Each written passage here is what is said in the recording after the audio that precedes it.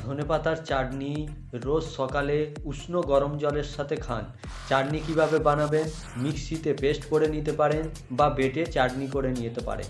ধনেপাতা, এবার ধনেপাতার চাটনি নিয়ে 1 চামচ চাটনির সাথে অন্য কোনো কিছু মেশাবেন না, নুন লঙ্কা কিছু মেশাবেন না, শুধু ধনেপাতার চাটনি।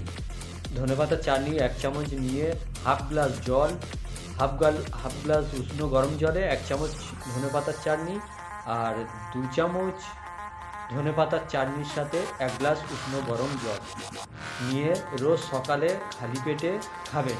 এতে আপনার থাইরয়েড, হাইপোথাইরয়েড এবং থাইরয়েডজনিত মোটাপা বা থাইরয়েডজনিত সমস্ত সমস্যার সমাধান অবশ্যই হবে।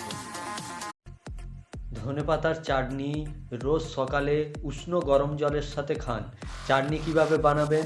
মিক্সিতে পেস্ট করে নিতে পারেন বা বেটে চাটনি করে নিতে পারেন। ধনেপাতা, এবার ধনেপাতার চাটনি নিয়ে 1 চামচ চাটনির সাথে অন্য কোনো কিছু মেশাবেন না, নুন লঙ্কা কিছু মেশাবেন না, শুধু ধনেপাতার চাটনি।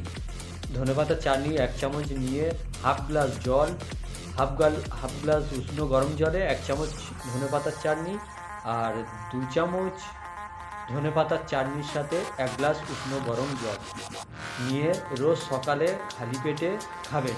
এতে আপনার থাইরয়েড, হাইপোথাইরয়েড এবং থাইরয়েডজনিত মোটাপা বা থাইরয়েডজনিত সমস্ত সমস্যার সমাধান অবশ্যই হবে।